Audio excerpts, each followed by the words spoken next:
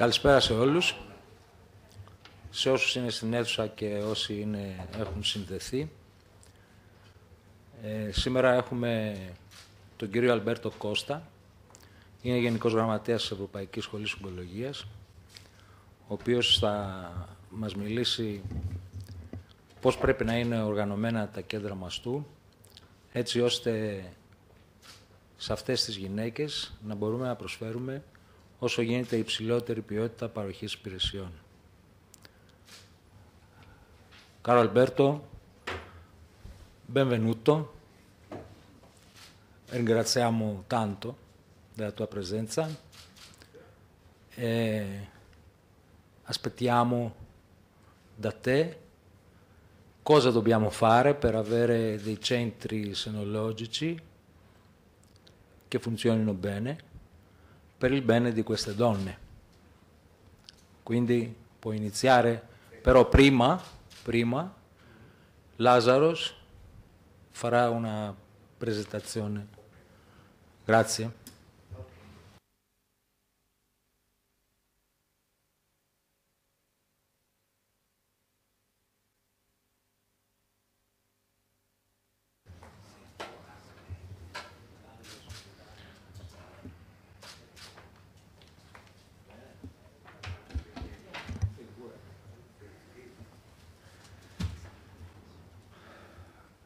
So, IASO was the daughter of Asclepios, and it was an anthropomorphic secondary goddess which was interwoven with the sacred concept of Iasis, which in Greek means actually therapy. And driven by the name of our hospital, the second breast unit of IASO Hospital Athens here in Greece, announced at the beginning of a lectures series which concerns breast cancer management.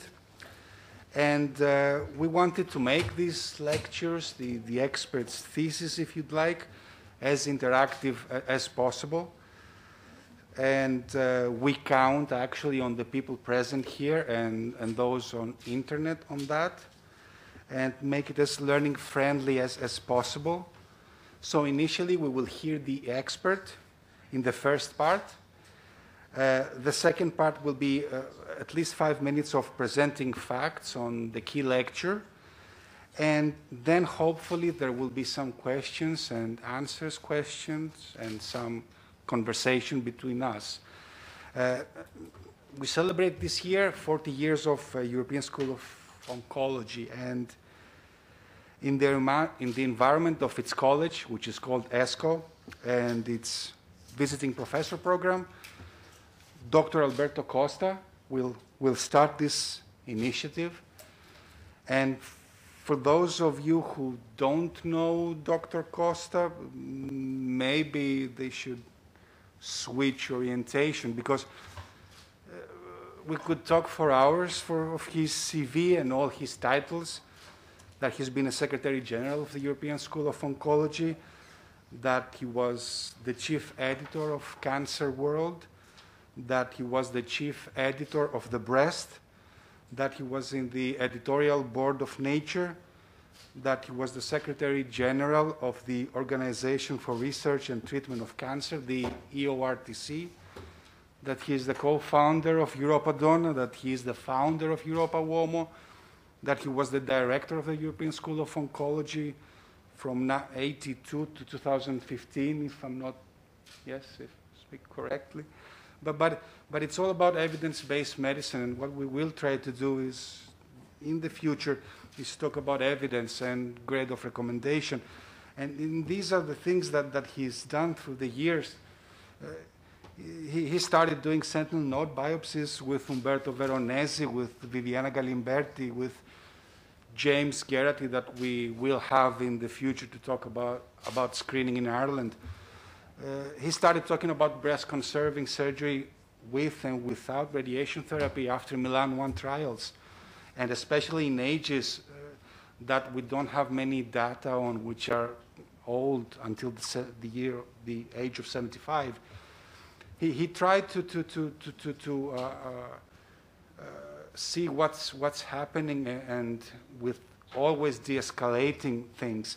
And he was part of the Italian tamoxifen study group, and they were the first ones to try to see what tamoxifen can do on preventing breast cancer. And if low dose on the hot study could have the same impacts with regular doses, or even they were the first ones who tried to realize the effects that tamoxifen might have on creating clots.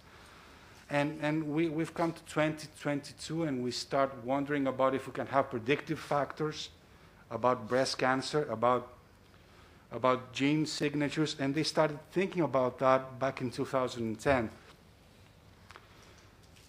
They were the first ones, and he was one of the first to realize how Herceptin works and how trastuzumab works. And no. Okay. Okay, so maybe now it's better. Okay. So he was the first who tried to see and set guidelines for early breast cancer, for breast cancer in younger women, and also with Fatima Cardozo, they set the consensus guidelines for advanced breast cancer. So with no further ado, Professor, the floor is all yours, and we're very happy and proud to have you here with us. Thank you so much. Ευχαριστούμε, no?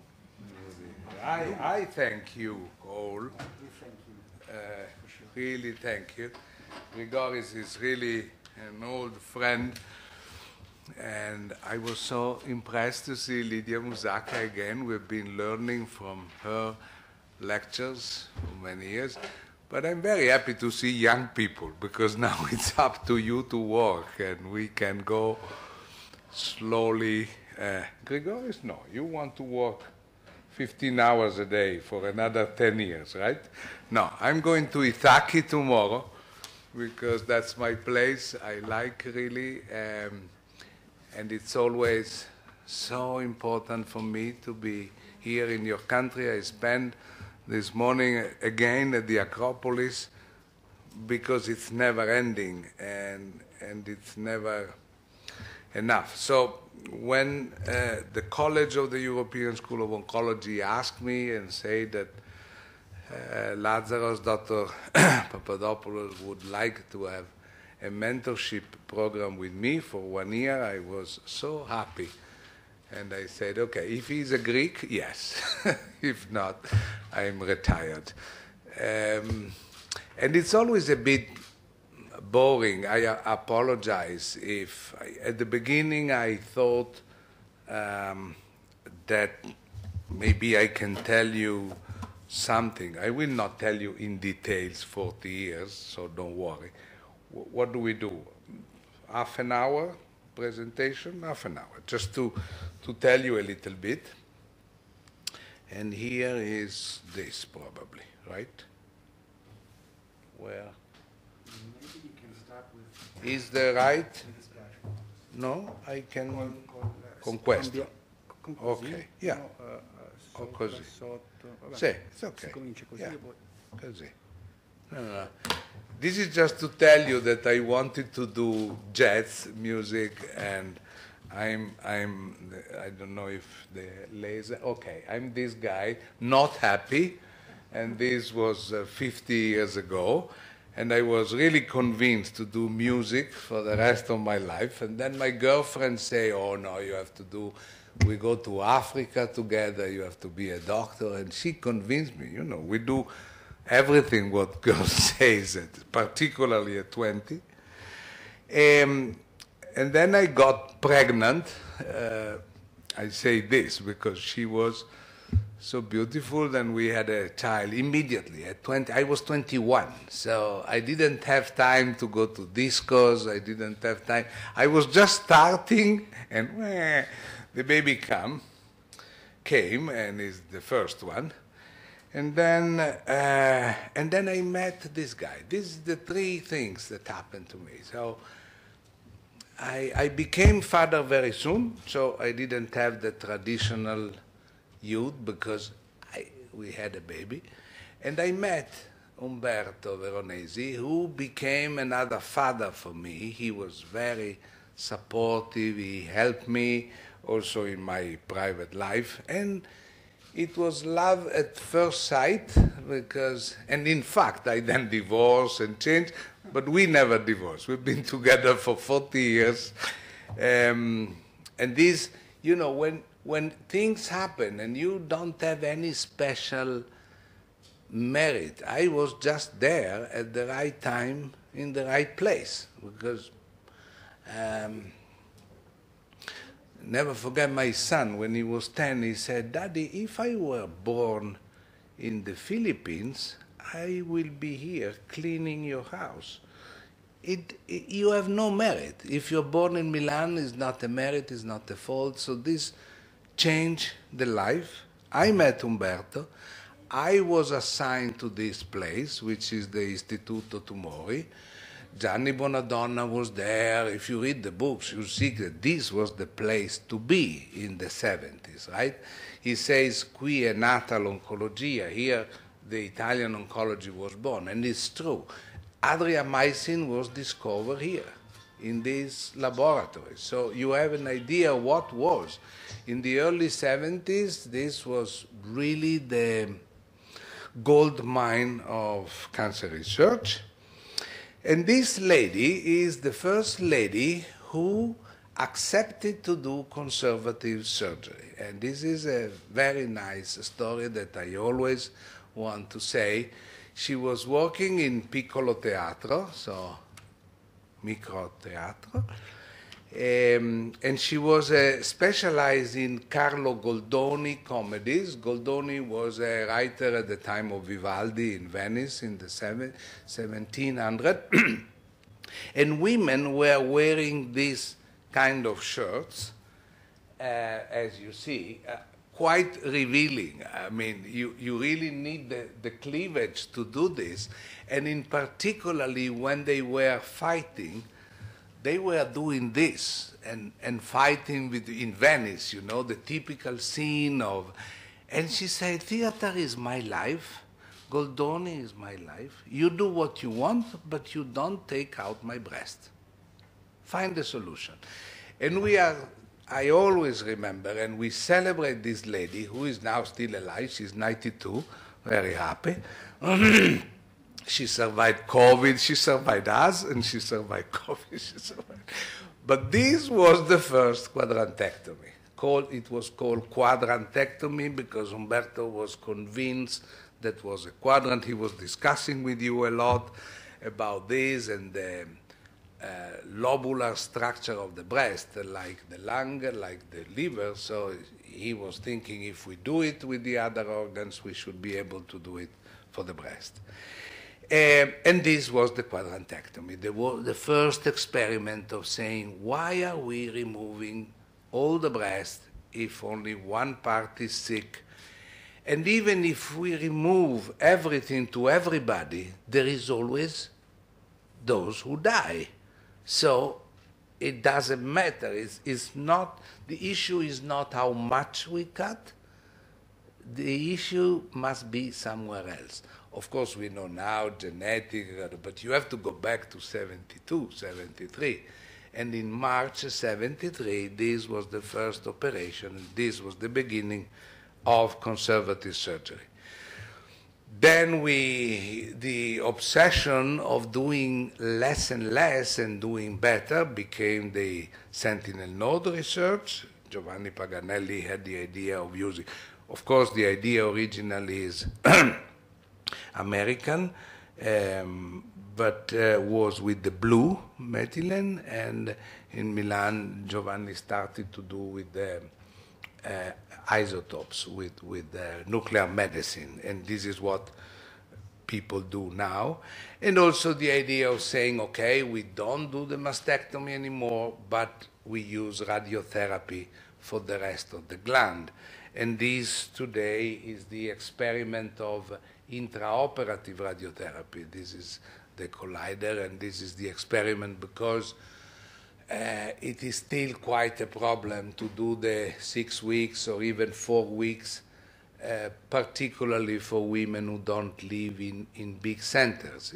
It's easy if your patient He lives in Monastiraki. Of course, it's far, but she can take a bus and come here. But if she lives in Itaki, for example, in Anogi, in my village, how can she do radiotherapy? So when I was working in Switzerland, the women living in the mountains, particularly in winter, they were saying, are you mad? You want me to come here every day to do radiotherapy for 4 weeks?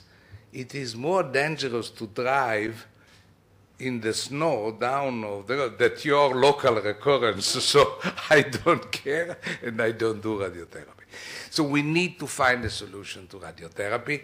As you know, the data were not very enthusiastic, so intraoperative radiotherapy is not worse than radiotherapy, but it's not improving. So we need to think of something else, and it's up to the new generation to do it. There is basically I had the luck of spending really 40 years. What did I learn? And I try to be synthetic. So I think the main message is this: breast cancer is not one disease. We thought, oh, she had breast cancer. And how come they both have breast cancer and one dies and the other survives? One does chemotherapy, the other takes tamoxifen. So it's not possible. This means that they are different diseases. And this is what we have started to learn in the 80s. So at the time, it was clear. The pathology report was, in general, one line: breast carcinoma, carcino tu mastù. I learned from the guy. Carcino tu mastù, that's it, punto. Then, second way, we started to check the lymph nodes. Okay, lymph nodes, metastatic, non-metastatic. But only in the 70s, it appeared the first indication of biology, which were the receptors, the estrogen receptors. Great discovery who had changed completely and said, so breast cancer are at least two, positive or negative to estrogen receptor. Hormonal disease or non-hormonal disease. At least we started to understand that there are at least two different breast cancer. And then, of course, all the rest came because the pathologists discovered the key I67 or whatever you use, but the concept of proliferation, and we understand very well proliferation, the concept of grading, the concept of vascular invasion, and then, very important, the HER2 test. But basically, what is the message? The message is that there are many components which make one case different to the other. And it's practically impossible to have two equal cases. People say, but my friend has also breast cancer and she doesn't get chemotherapy. Why do I have to get it? And this is the key thing to explain. And the final thing was the gene profiling.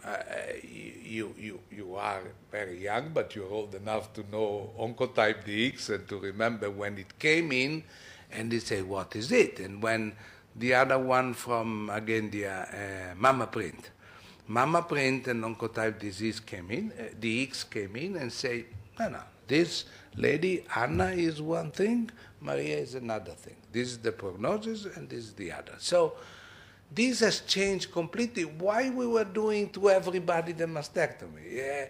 That made clear that it was not our fault, we didn't know, but it was time to change and start to differentiate. And this is the example. If you have these two ladies, so the green lady is Bianca, and the red lady is Anastasia, for example, okay. And you see very clearly, you can have, if you have a small cancer, tubular, G1, sentinel node negative, no vascular invasion, 5% of Ki67, HER2 negative, the age of 60. It's a completely different disease than Anastasia, who is young, who didn't have time to do the mammography. She has 3 kids. She went a bit late. And on top of that, she has a lobular G3 and no receptor negative. These two, one probably the first just need a very well done lumpectomy with sentinel node, maybe a bit of tamoxifen, and that's it. While the other one will need everything, right? So these are the famous completely different, and accepting this was for us a revolution, because when I started, breast cancer was breast cancer. Okay. Probably there was a very interesting study from Cambridge University who put together all the different combinations. And probably there are 11 different types of breast cancer. You remember that paper probably. So there are at least 11 different places. So if it is more, that means that also there are different diseases. I put here Cairo because I had an incredible experience. I went as a volunteer to visit and do surgery and explain a bit of conservative surgery in Egypt. And I was really shocked at the difference in population. Breast cancer, if you go to Cairo, you will see much more young women with breast cancer. We mostly see postmenopausal. You will see more bilateral disease than in us. So there are also differences due to other factors that we don't know, and they are important. You can have the slow growing, you can have the hormone dependent or independent. But basically, this is the message. I'm sure you understand. So if breast cancer is a pool of different diseases, we cannot have the same attitude for all the different types in diagnosis and in treatment.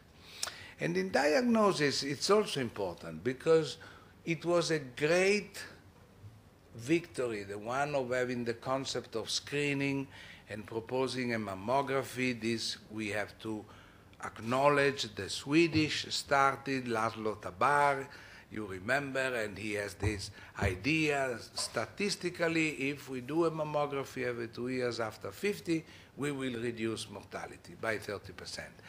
And it was not exactly like this, and I'm glad in your calendar of seminar you inviting James Garrity, who will tell you, who knows everything about this. But still, the unexpected result of starting conservative surgery is that before, for women, the only treatment they knew was mastectomy.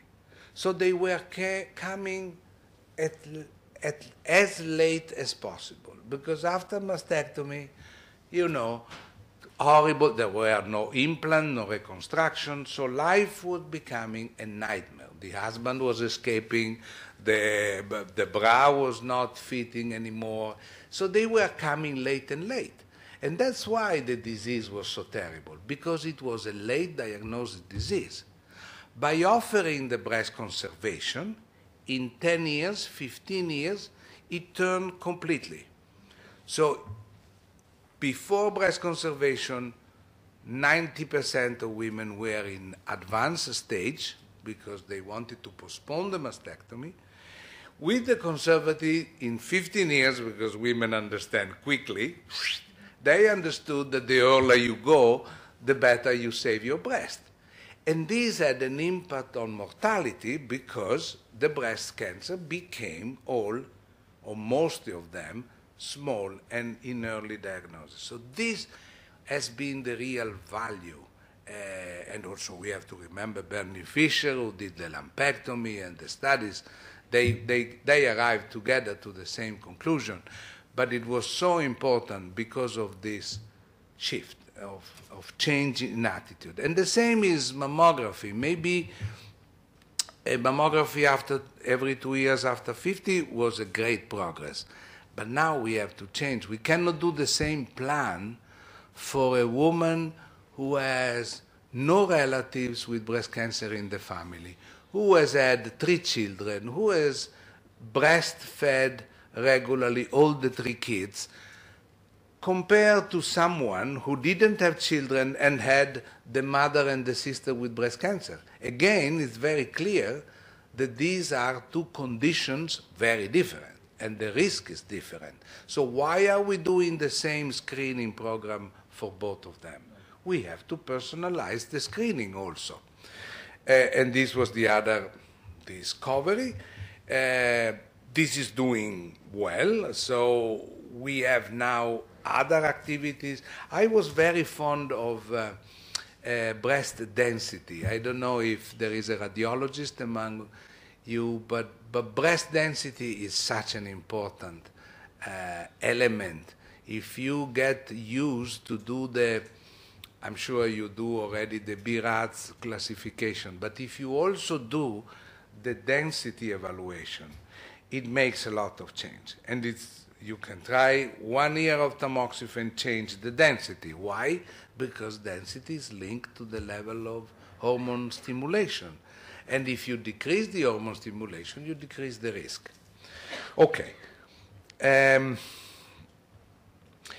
Leading to this, it has changed.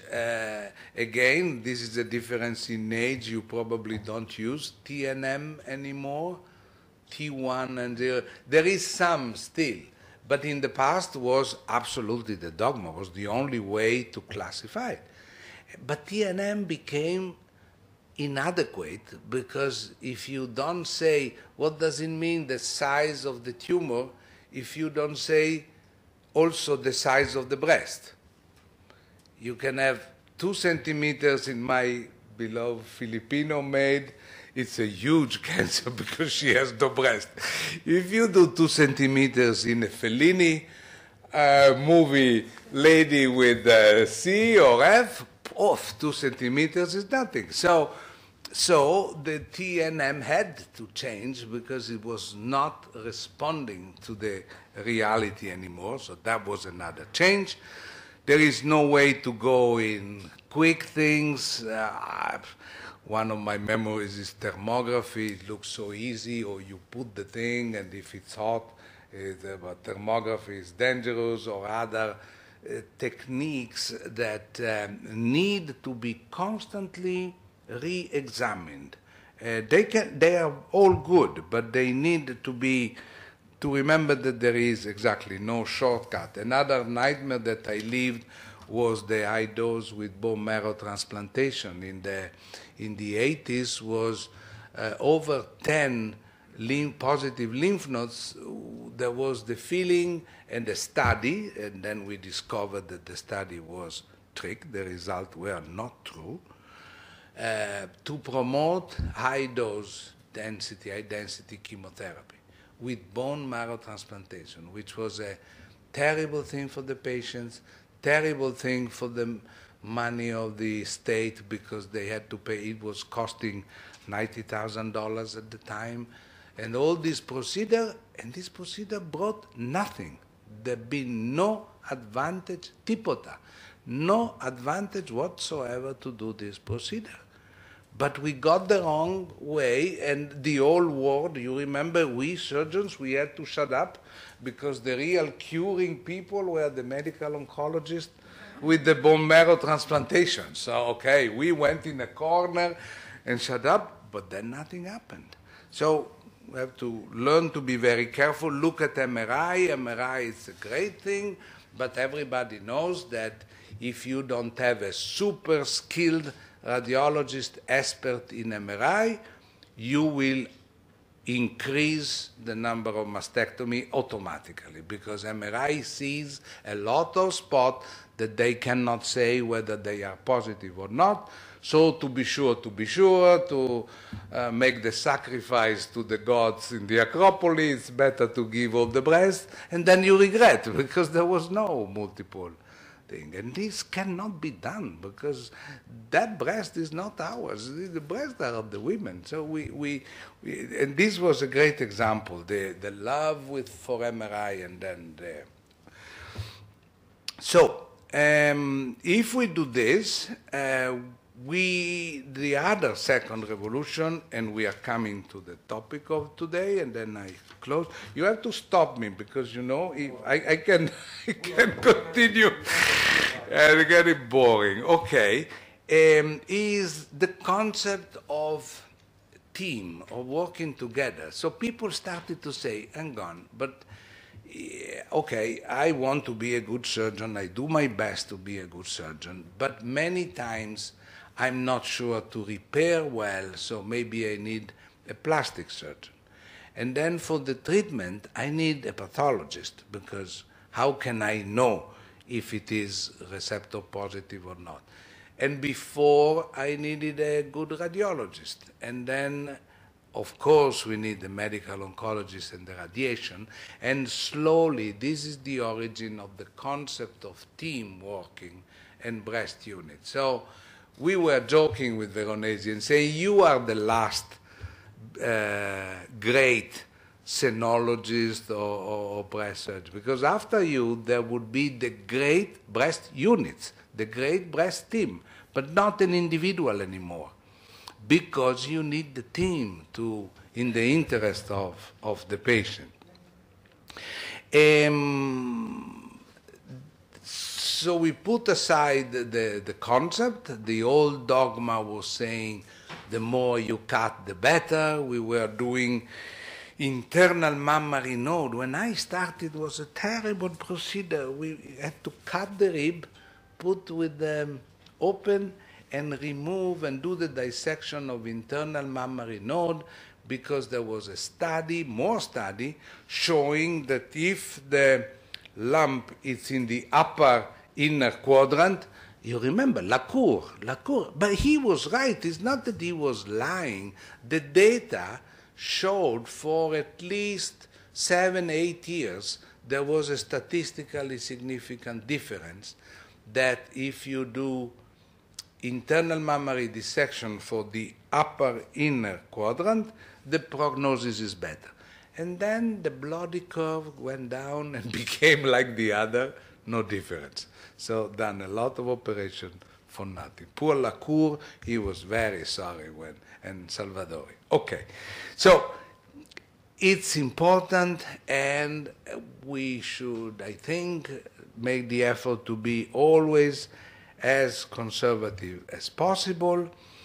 If you have to cut, do it well. Don't think that breast surgery, oh, it's just surgery, it's just, you see, in some general hospital, they put the breast cancer at the end of the session, because there is more important colorectal cancer, gastrectomy, this is the real surgery. It's only a breast, put it at the end. But it's not true. Breast surgery is difficult if you want to do it well, and you need to plan it before, you need to understand what the lady wants, you need to see the proportion and try to keep them as much as possible, and you need to be passionate about that. This is another message of Veronesi. You remember he was saying, if you don't love women, don't do breast surgery. Be a dentist, be a pediatrician, do something else. But you cannot do it if there is not this effort. So these were the first example. This was the joy for me to do to be witnessing the evolution of surgery. So when you have a cancer in this position was terrible, because we had the scar was very visible, the lady was not wearing dinner dress anymore because she was ashamed of the scar, but you don't need. And actually you can do even better. You can transform a difficult situation in an even better situation. And this effort has to be done. And the manager of the hospital will protest. They will tell you, oh, you're keeping it too long. You're keeping the theater for too long. It's expensive. We need money.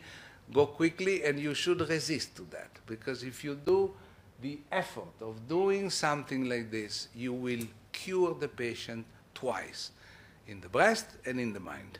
And this is absolutely essential. The same is for the lateral position. You can go there. You can use the same to do breast and sentinel node. If it is near the cleavage, it's also important to go there and not have the scar in that position. So always make the effort to do it right. This is a beautiful subcutaneous nipple sparing conservation, as you know, with the lateral scar. Of course, you always show the best results. You don't show the disaster when you give a presentation.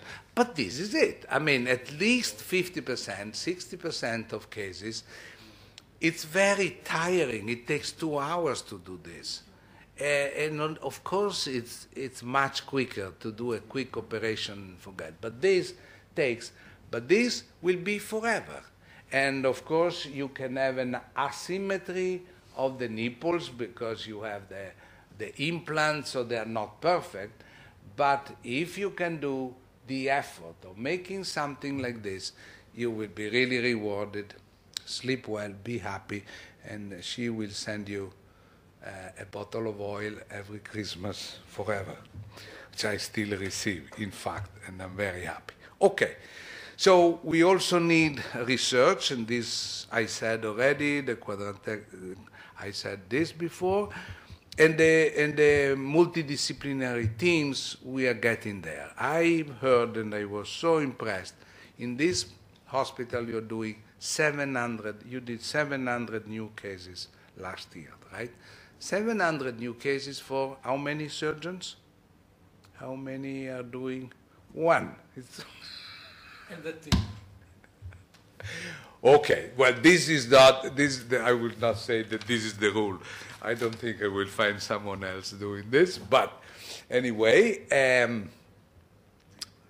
so it's 2 a day, every day, including Saturday. 2 a day, every day, including Saturday. Is your wife happy? Is your wife happy with this? Okay. So including Saturday. Yeah, of course. Okay. Well, if you want to share a little bit with someone else, with some young and possibly some female surgeon, there is an article published yesterday. There is really no doubt. I'm sorry. We've been very good, but... I have already 3 women. Perfect, because this is the future. I think it's an obvious matter of gender in understanding all what I was saying and doing the attention. It's not enough to be a woman to be a good breast surgeon, okay? You can be a very good breast surgeon being a man. Being a woman is not enough, but certamente is a plus. So, if you can have a group, and if you can have this concept, this is a beautiful statue in Switzerland on the Constance Lake, and I never realized, it shows that to have a vision, a 360-degree vision, you need to be 4. Because we don't have the eye like the frogs, or that they can even look at the back. I think the frogs, no, they can look at the back. We don't. As human, we don't. So we see only 25%. But if you're 4, you can see everything. You can see the whole lake. And it's a beautiful statue that, for me, is the symbol of the breast unit. So what is breast unit? It's very clear now. There was a paper published exactly in the year 2000 in the European Journal of Cancer. Luigi Cataliotti was there in Florence, was the first author, and together with the British colleague, Alzheimer is starting, so I keep forgetting who. But I was at the end, I was piccolino, but they were big guys, and you know, when you decide figures, it's always right or wrong. So why the speed limit is 120 in Greece? How much is the speed limit on the motorway? 120. In Italy, it's 130. In Switzerland, it's 80, because they want to be sure to be sure. So why we decide this? Why tamoxifen 5 years and not 4 and not 6? At some time, and now 10. Not forever. But these things, at some stage, you have to decide, and you have to give a boundary. So they were, right or wrong, they decided, okay, the minimum to have enough experience is not completely crazy. 150 new cases is calculated on the fact that statistically, with 150, you have enough luminal A, triple negative, bilateral, metastatic. You have enough of all the types of breast cancer that you can possibly see. And I must say, after 20 years, everybody recognized that they got it right. 150, it's a good number to say that if a group does less than 150, probably you are not enough competent. So minimum 150. So with your 700, you can do 3 breast units or 4. But this is the minimum. The other is 5,000 mammographies. So you have, because again, statistically, to see 150 new cases or that stay in your hospital, your center has to do at least 5,000 mammographies, and you need at least one dedicated surgeon, one crazy dedicated surgeon, or 3 dedicated surgeons in normal settings, and of course you must have a pathologist, a radiotherapist, a medical oncologist, and now I will also say a nurse. You need a dedicated nurse doing only breast, because it's a different story. You cannot be one day in orthopedic, one day in neurology, and one day in breast. Being a breast nurse is such an important role in transferring the message from the doctors, from the relatives, that it's very important to have it. And again, they decided 50 for surgeries. Again, is it right? Is it wrong? The bottom line is an average of 1 operation per week. This was the idea. 1 operation per week. No, I know, not in IASO, that nobody will come. But the minimum to have enough experience, to have enough hand, as we say, to move, it was decided to say at least once a week. So 50 per year. You are joking, but when I arrived in Switzerland, in Ticino, I was shocked. Ticino is a canton, you know Lugano, the Italian-speaking canton. They have 300,000 people living there. So 300 cases of breast cancer per year. And when I arrived in the year 2000, I discovered there were 43 gynecologists operating breast cancer. And I say, you're 43 for 300 cases? And in fact, 16 of them had done only 5 cases the previous year. Will you send your mother or your sister to a surgeon who has done 5 cases in 1 year? Grazie, no. Caristopoli, okay.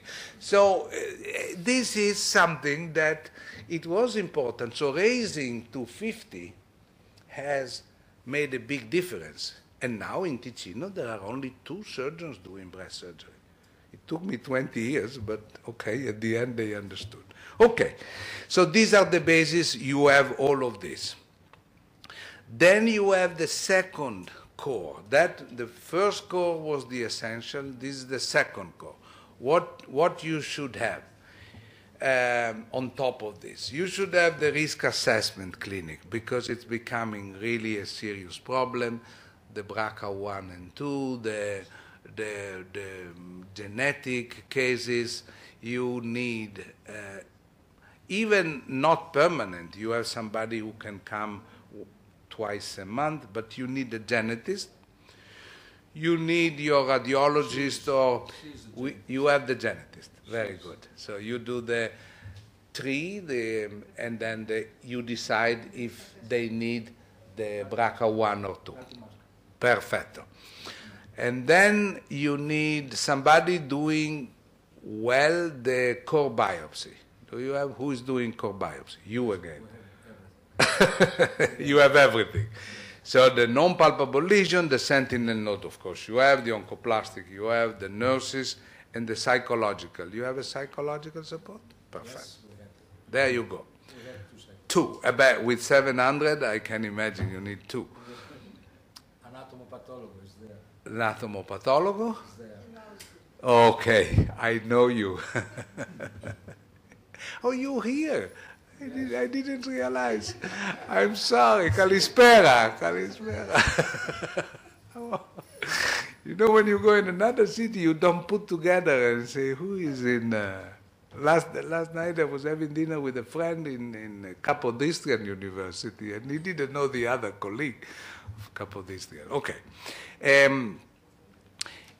Your success is based, because clearly if you have 700, it means that you are successful. And these are the things. But this is my personal opinion. You have to do the technology. You have to care for aesthetic. You have to have a team spirit. And you have to be efficient. And this last point, maybe this is what you were saying at the beginning, you need a communication with the rest of the world. You cannot be isolated. So doing something like what we're doing tonight, exchanging experiences and so on, it's very important. You should do it 3 times a year at least. Go out of the outpatient clinic, out of the surgical theater, and discuss with someone else. You need cross-fertilization and ideas. You need the technology, but you have all of them, I'm sure. The aesthetic we have already discussed, but I can leave the slides if you are interested. I assume that you have the multidisciplinary meeting, so you discuss the cases, although more and more the genetic will prevail. If you have an oncotype DX saying this is the risk, there is not much less to discuss. So this is also what we are starting to think. Not always we will need, because the personalization, the genetic personalization will lead, not useless discussion, but in sometimes it will replace seminars, revising the informed consent. This is the other thing, the mobility of patients. Clearly you are receiving people also from other parts of Athens and from outside Athens, right? Yes. Because you are becoming known and famous, so people will do. And this is another important message. When it's about breast cancer and also other disease, people don't care to move. They will go anywhere. The relatives, the family say, tell me who is the best. I don't care where it is.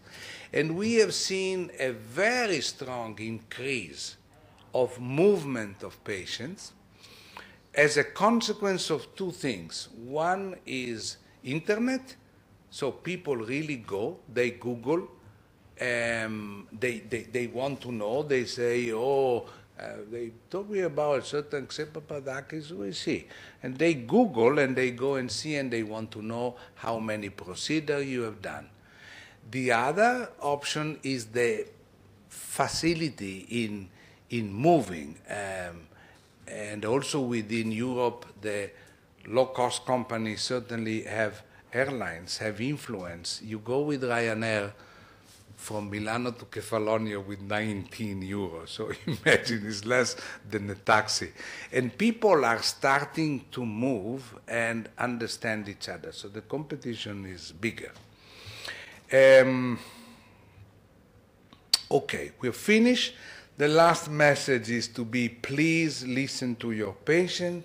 People say, oh, but this is a waste of time. This lady keeps asking me things. And the daughter comes with all the printout of internet. And do you have this? And do you know this? And many colleagues are tired for this. But talking to the patient and listening to the patient is an investment, because you create a relationship of trust. and she needs to know. Most of women now want to know what they have. It's not the time when I'm the doctor, you're the patient, I tell you what to do, and you do it, and you shut up. This time, it's over. It's finished, and it will decrease more and more. People want to be aware and want to participate. I stop now. Participate in what you are telling them. And also because, allow me to say, yeah, you need, I was saying the nurse. If possible, you need a nurse there when you explain the pathology report. And this is because, look, look at this. This is a mess. We have a language that normal people cannot understand. You talk to an architect, to a worker, to a cleaning lady, whatever, but what is her two-neck? And I see a lot of colleagues explaining, Kyria, whatever, you have... Also, we do the opposite, you see, your lymph nodes are positive. Oh, very good. Positive is positive. No, positive means metastatic. We are crazy. If you really think of our language is not good. So we need double effort to explain and make what is the receptor, what does it mean receptor, what is vascular invasion, they feel invaded all the body. Invasive carcinoma, we forget to say that it's invasive of the duct, invasive of the lobule. We just say invasive carcinoma. So people say that you are invaded. So the lung, the brain will be invaded because we don't say ductal or lobular. Maybe the pathologist should start talking to the patient and explain and make some drawings. Okay, so you have to be explicative, explain, and what I've learned, and this is my dream. My friends were teasing me because of this slide. I love this. Leave your patient in control. Let her drive the Vespa, because she will know how to drive the Vespa if you explain honestly and clearly what is the issue. She will know how to take the drug. She will know how to do the control. Let the Vespa, but explain how. So, now these are my successors. Corrado in Humanitas, Bettina in Milano, and Francesco in Lugano. So I'm so happy. I transfer, I explain, I spend a lot of time, and now my 3X breast unit are doing very well. They work. I do the serious, this is Commissioner Stella Kyriakidis, you recognize. Stella is, so she decided to appoint me as advisor. So I go around with her and we discuss. We were in Lisbon. It's very nice. I must say, I'm doing the advisor for the Europe Cancer Plan. You know, people don't realize, but our European Cancer Plan is bigger than the American. The moonshot, the famous moonshot Joe Biden, is half of the money that Brussels is putting in the European program, and our program is really articulated. So I'm now enjoying being the wise old man, and tomorrow I go there, and I do all the tour. I will arrive in Sami, and then I go up, and this is Anogi, and I say, ciao to all of you. This is the sunrise that I see from my house, and this is, I'm very happy, and good work.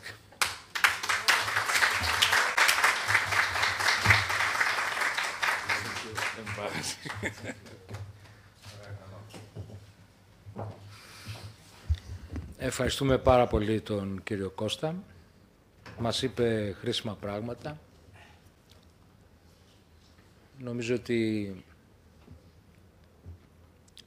έχουμε χρέος απέναντι σε αυτές τις γυναίκες να ακολουθούμε όσο γίνεται τις διεθνείς κατευθυντήριες γραμμές και πάνω απ' όλα να είμαστε δίπλα τους και να τους εξηγούμε, να τους εξηγούμε ότι το grade 3 δεν είναι το τρίτο στάδιο που πάρα πολλές πιστεύουν όταν διαβάζουν μια ιστολογική, λέει γιατρέ, είμαι στο στάδιο 3.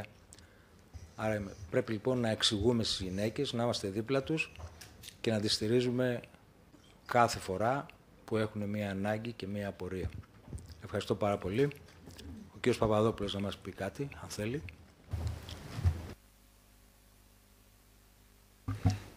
Shall I talk? Well, I'll talk in English or in... I suppose in English, because maybe because the language, I suppose, was English. And that's what you've said, Professor, right? That was the initial statement done back in '98. And that was what you did with Professor Cataliotti. And I think it was for a population of a city of more than 250,000 people, right? Yeah. That they should have access, all women, to, that's how it all started, to breast units. And we've come to that, which are the requirements of a specialist breast center right now. And that's done by USOMA and you as well. And there are, I think, 5 key points, aren't they, on that one. And we can't talk for all about that, but I think the most important is health professionals. And it's everything that you've said. And it's what you've said about what happened in Switzerland. I would like to add that as well. And that's a beautiful study, which is done by USOMA back in 2019. And we know that 38% of breast units have less than 150 cases per year. We know that 25% of breast surgeons, they operate less than 50 cases per year. And 65% of breast surgeons, they operate less than 100 cases per year. And that's another study which was done, I think it's done in Belgium. And it indicated that the volume has great value and impact. And if you have less than 50 cases per year, the overall survival was very low instead of having more than 50 cases a year. So what you've said, it's very important to have a big volume of patients. That gives better outcomes. And talking about what you've said with the European Union, I found this directive, which was published on the 6th, on the 21st of June 2021, and I would like to ask about that, because it says about, that would be my first question if you'd like, because it asks for the establishment of surgical oncology as a specialist discipline. So what do you think about that? What's your opinion on having breast surgery as a discipline? Would that help for making better the way we treat patients? What's your opinion on that? I keep the question and then we answer at the end. Okay, yes, that would be my question. I don't know if there are any other questions that needs to be done at the same time from the audience. Sorry. Are there any questions from our colleagues here that they would like to ask?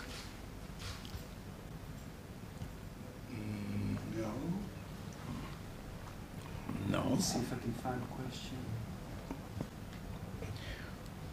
Well, you can yeah, I can start responding to this, yes. And certainly having a specialization in breast surgery should help. There is an initiative called BRESO, as you mentioned, the Breast European Certification. This is another strange thing that it's a bit part of the past.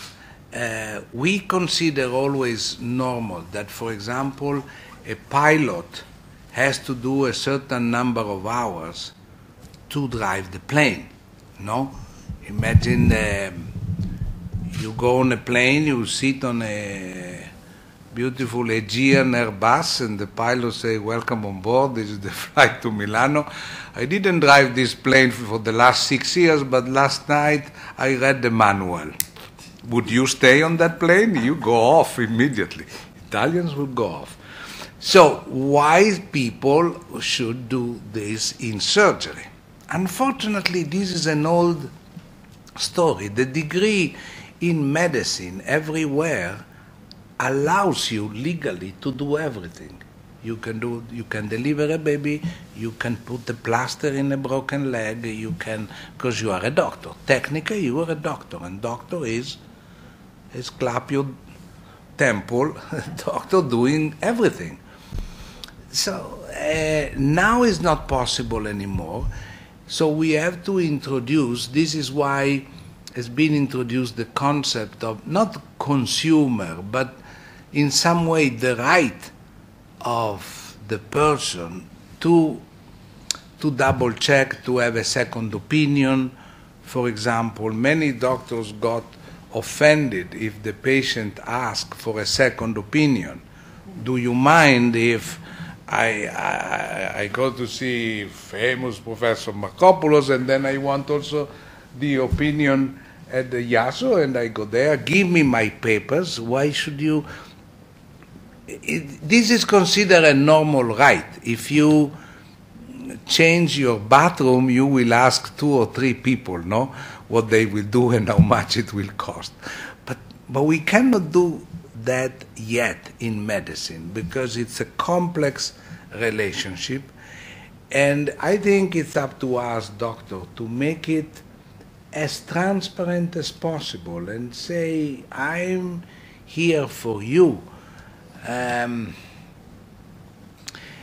So having a check and having breast surgery as specialization, and for the doctors, for the patient knowing that if you go to a certain doctor and he is or she is a breast surgeon, somebody has checked that. And this is reassuring, like you want your pilot to have done the hours and people checking on the hours. Because surgery is also irreversible. If you do a wrong operation, you cannot repair. It's very difficult. So the first decision is the most important. So having a discussion and then taking the decision, this is what we will do together with the patient, it's a great progress, I think.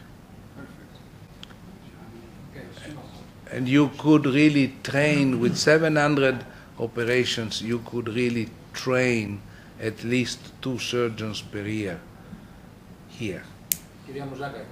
And I hope... Can I say something, but I should... Kyria Lydia, friend.